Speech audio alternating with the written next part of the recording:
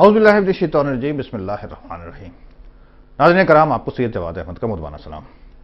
ناظرین کرام، پچھلے 72 گھنٹوں سے ملک میں ایک ہلچل سی مچی ہوئی ہے کیٹو پہاڑ کی سمٹ اور علی ستپارہ کی زندگی کے حوالے سے، اور ابھی تک کوئی پازیٹیو خبر تو نہیں آئی ہے۔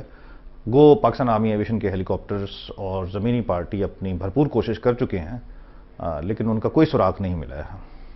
کیٹو، میں نے جس طرح پچھلی ویڈیو میں بھی عرض کی تھی، دنیا کا دوسرا بلند ترین پہاڑ ہے، 8611 میٹر پہ 28,251 فٹ بنتے ہیں۔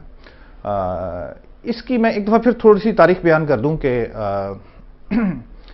یہ کافی عرصے سے اس کو کوششیں ہو رہی تھیں سر ہونے کی، اور 1902 میں ایک ڈیوک آف ابروزی تھے، انہوں نے ایک کوشش کی تھی اور ایک طرف سے انہوں نے اس کو سر کرنے کی کوشش کی تھی ساؤتھ ایسٹ سے، تو وہ نہیں کر سکے تھے، 6250 میٹر تک وہ گئے تھے البتہ۔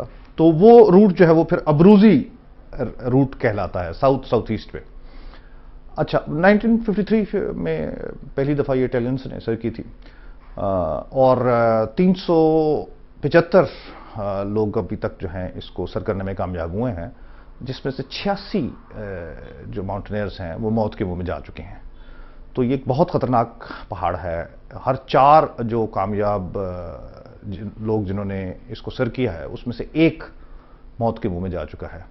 اس سال بھی جو ٹیم آئی تھی، ایک تو نیپالی شرپاز نے تاریخ رقم کی ہے اس کو پہلی دفعہ سردیوں میں سر کر کے، لیکن اس سے پہلے ایک آسٹرین ٹیم تھی، ایک پولش ٹیم تھی، وہ دونوں جو ہیں ناکام رہیں اور وہ اس کو سر نہیں کر سکیں سردیوں میں۔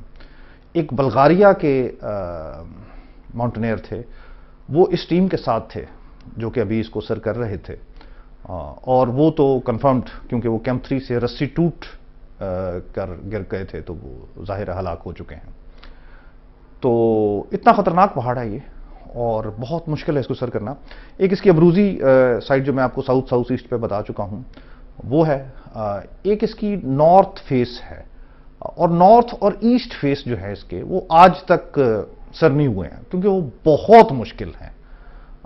وہاں بے تحاشا ٹیکنیکل کلائمبس، گریڈینٹ بہت اوپر ہے، ہوائیں بہت تیز چلتی ہیں، برف جو ہے ایولانچز آ جاتی ہیں، پاؤں نہیں جمتے۔ تو حالانکہ ٹرائی تو ہوئی ہے، اور جاپنیز نے ٹرائی کی تھی نارتھ فیس سے، لیکن وہ کامیاب نہیں ہوئے۔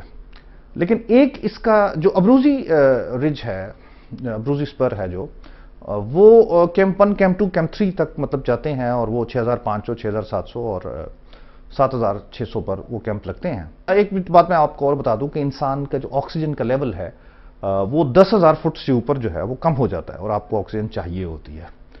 تو 10,000 فٹ تو یہ جب اس کے بیس کیمپ تک، اس کے گوڈون آسٹن گلیشیئر جو ہے وہاں تک پہنچتے ہیں، وہیں مطلب اس سے بہت اوپر چلے گئے ہوتے ہیں وہ۔ تو اس کو سر کرنے کے لیے بہت زیادہ آکسیجن چاہیے ہوتی ہے، اور کچھ ویسے ہیں بالکل دلیر قسم کے لوگ جو اس کو بغیر آکسیجن کے بھی کر چکے ہیں، لیکن زیادہ تر کو تو، بلکہ اصولی طور پر تو آکسیجن کے ساتھ ہی اسے سر کرنا چاہیے۔ تو آکسیجن اوپر لے کر جانا اور پھر واپس آنا، اور وہ سارے سلنڈرز جو ہوتے ہیں اتنے بھاری بھاری، تو یہ ساری چیزیں جو ہے نا یہ بہت مشکل ہیں۔ اور اس کے کیٹو کے آخر میں ابروزی رج سے جب آپ جا رہے ہوتے ہیں، تو کیمپ 4 سے جب آپ فائنل پش کے لیے جاتے ہیں سمٹ کے لیے، تو 8200 میٹر پہ ایک بہت خوفناک باٹل نیک ہے۔ وہ بالکل اس طرح مطلب ایک بند سی ہو جاتا ہے، درہ سا، ایک راستہ سا، اور وہ آپ کو بہت مشکل ٹیکنیکل کلائمب، بڑا دل گردہ، آپ کا ہمت، طاقت، وہ سب کچھ چاہیے ہوتا ہے۔ اس باٹل نیک پر ابھی تک صرف جو ہے نا 10 لوگ گر کر تو ہلاک ہو چکے ہیں۔ تو وہ باٹل نیک بھی جو ہے وہ کرنا ایک بہت ہی مطلب خطرناک جواں مردوں کا کھیل ہے۔ تو پولش روٹ بھی ہے اس کا، جاپنیز روٹ بھی ہے، جو کہ ویسٹ سائڈ سے مطلب، اور دوسری ایک پولش نے ایک بالکل سامنے سے بالکل کر لیا تھا، وہ انتہائی مشکل ہے ویسے، اور وہ صرف انہوں نے کیا تھا، اس کے بعد آج تک کسی نے نہیں کیا۔ اچھا، ستپارہ گاؤں جو ہے یہ اسکردو کے پاس ہی، ستپارہ ایک جھیل ہے بہت بڑی، اس کے ساتھ ستپارہ گاؤں ہے۔ تو اس کے پہلے چشم و چراغ جو تھے حسن ستپارہ تھے، جنہوں نے سن 2006 میں کیٹو سر کی تھی گرمیوں میں گو، لیکن مطلب بہت بڑا اعزاز تھا۔ اور وہ حسن بیچارے، میری ان سے ملاقات ہوئی تھی اسکردو میں، وہاں کا لنڈے بازار میں ان کی دکان تھی. مطلب ہم اپنے ہیروز کی قدر تو کرتے نہیں ہیں. پہلے بھی اشرف امان، رجب علی، نذیر صابر وغیرہ جو ہیں ان کی بھی ہم نے کوئی خاص اتنی قدر تو کی نہیں ہے جنہوں نے K2 پہلے سر کی ہوئی ہے.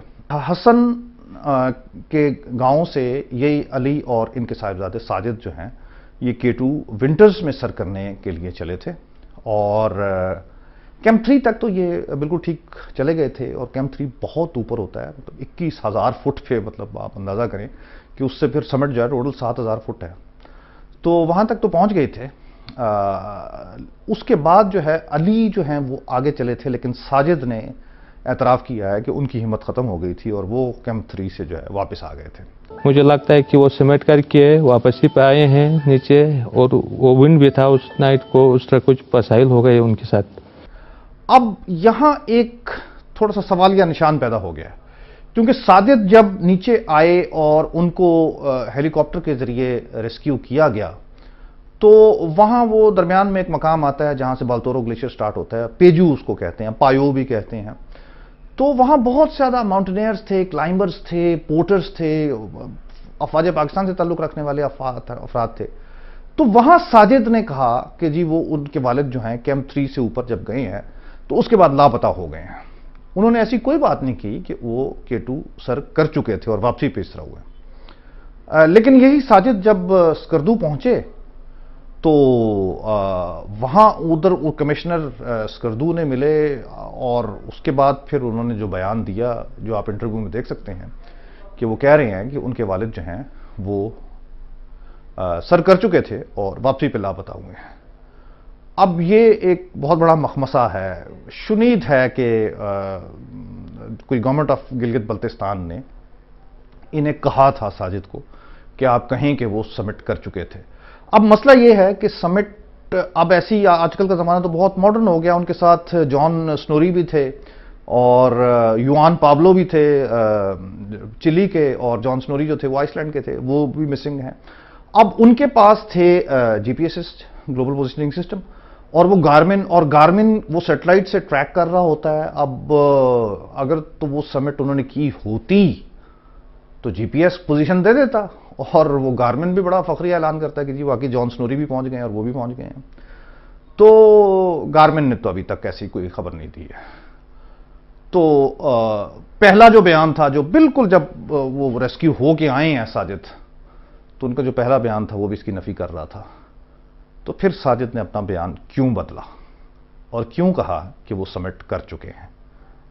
یہ سوال جو ہے اب ذہنوں میں گردش کر رہا ہے، اور اس کا جواب جو ہے میرے یا کسی کے پاس نہیں ہے.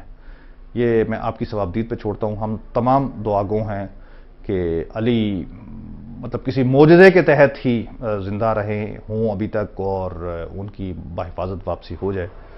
لیکن ساجد کے یہ متضاد بیانات کس وجہ سے ہیں اور کیوں ہیں اس کا مجھے نہیں معلوم.